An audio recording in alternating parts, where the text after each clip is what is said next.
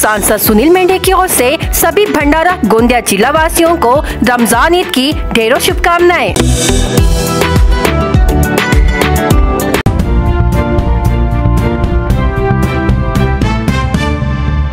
सांगली लोकसभेच्या उमेदवाराच्या टीला अजून सुटताना दिसत नाही। यावर केंद्रीय मंत्री रामदास आठवले यांना प्रश्न केले असता त्यांनी उद्धव ठाकरेच्या शिवसेनेने काँग्रेसवर अन्याय केला आहे, त्यामुळे काँग्रेसने याचा विचार करावा असे वक्तव्य केंद्रीय मंत्री रामदास आठवले यांनी केले। एवढेच नाही तर काँग्रेसने महाविकास आघाडीमधून बाहेर पडावं असेही आठवले म्हणाले।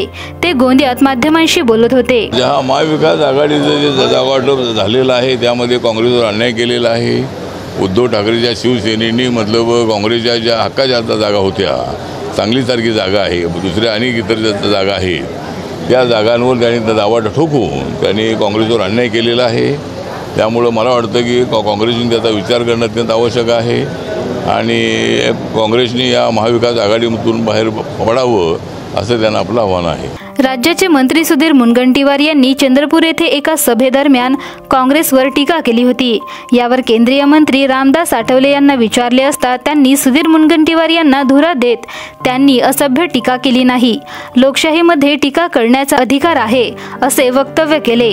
तर बहीण भावाच्या पवित्र नात्यावरून टीका करणे स्वप्न का असा प्रश्न विचारले असता त्यांनी दुसरं काहीतरी विचारा असं म्हणत बोलणं टाळलं। काँग्रेसवर काय असभ्य भाषावर मी त्या ठिकाणी होतो, काय असभ्य भाषा वापरली असं नाही, पण त्यांच्या बुलंद आवाजामध्ये त्यांनी आपली भूमिका मांडली। त्यामुळे काँग्रेसवर त्यांनी टीका केली, पण ती असभ्य भाषेत केली असं नाही, त्यांनी काही टीका केली। लोकशाहीमध्ये टीका करण्याचा अधिकार आहे। भाऊ बहीण गळात फास लावली त्यांनी आणि एकाच बेडवर झोपलेल्या असं बोललेले त्यांनी, असं ठीक आहे ना, काय ते बोलले असतील काय उच्च शिक्षित असून असे मंत्री असे दुसरं विचारलं।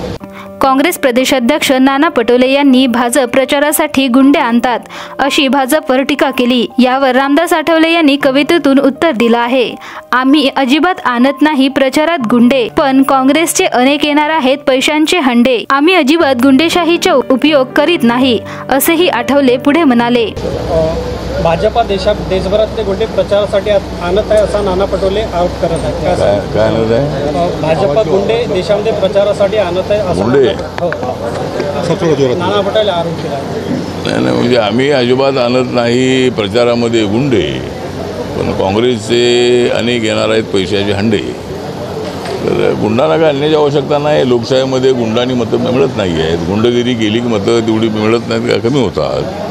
त्यामुळे शांततेनं मतदान करून घेणं, शांततेनं आवाहन करणं, त्याच्यामध्ये मतदान जास्त मिळतं। त्यामुळे आम्ही गुंडशाहीचा अजिबात उपयोग करत नाही आणि काँग्रेसच्या आरोपामध्ये बिलकुल तथ्य नाही।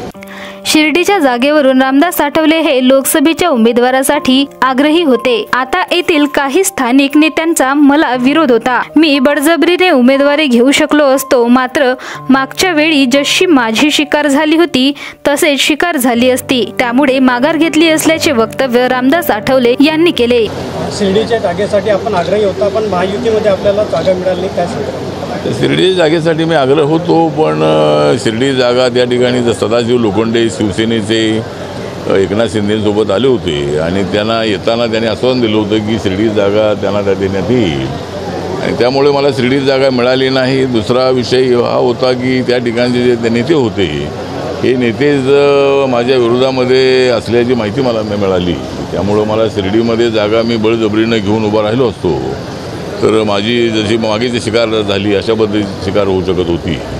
त्यामुळं मी काय तिथं उभा राहण्याचा विषय म्हणजे माझा आग्रह होता तिथं उभा राहण्याचा, पण ठीक आहे, जरी जागा नाही मिळाली तरी आपल्याला केंद्रामध्ये कॅबिनेट मंत्रिपद देण्याच्या संबंधामध्ये प्रयत्न करू असं देवेंद्रजींनी सांगितलेलं आहे।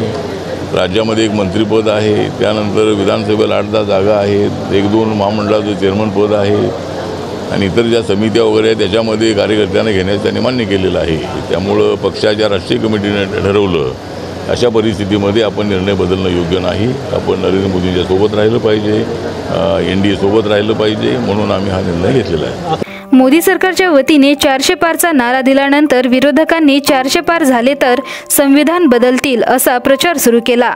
यावर बोलताना केंद्रीय मंत्री रामदास आठवले यांनी विरोधकांवर निशाणा साधला असून हे सगळं बोगस आणि अप्रचार असून संविधान बदलण्याची जर गोष्ट आली तर मी सर्वप्रथम माझ्या मंत्रिपदाचा राजीनामा देणार असल्याचे वक्तव्य केले। 400 पार असे म्हटलेलं आहे, मात्र विरोधक म्हणतात की संविधान बदलण्यात येणार आहे 400 पार। मला वाटतं की संविधान बदलण्याचा विषय येत नाही, हा बकवास आहे, हा चुकीचा प्रचार आहे। संविधान बाबासाहेबांनी लिहिलेलं संविधान कुणीच बदलू शकत नाही, परंतु अशा पद्धतीचा समाजामध्ये फूट पाडण्याचा प्रयत्न काँग्रेस पार्टीकडून इंडिया आघाडीकडून होत आहे। त्यामुळे संविधान अजिबात बदललं जाणार नाही। मी दलितांना माझं आव्हान आहे की हा प्रचार अत्यंत चुकीचा आहे आणि संविधान वाचवण्यासाठी मी त्या ठिकाणी आहे। जर अशी वेळ आली की बाई संविधान बदललं जाणार आहे तर मी मंत्रिपदाचा राजीनामा दिल्याशिवाय राहणार नाही, परंतु संविधान बदलण्याचा विषय येत नाही आहे। संविधान हे मजबूत आहे आणि तो बदलण्याचा कोणालाच अधिकार नाही। भंडारा गोंदिया जिला वासियों के लिए खुशखबर है। अब आपका मनपसंद channel BS crime media news अब आपके केबल नेटवर्क पर, जी हां, अपने केबल नेटवर्क के एशियन चैनल नंबर 13 पर उपलब्ध है। BS क्राइम मीडिया न्यूज पर खेल, राजनीति, क्राइम, साहित्य व अन्य खबरें प्रकाशित की जाती है। हमारे साथ जुड़ने के लिए तथा हमारे चैनल में खबरें, विज्ञापन आदि के लिए संपर्क करें 8669151757 पर।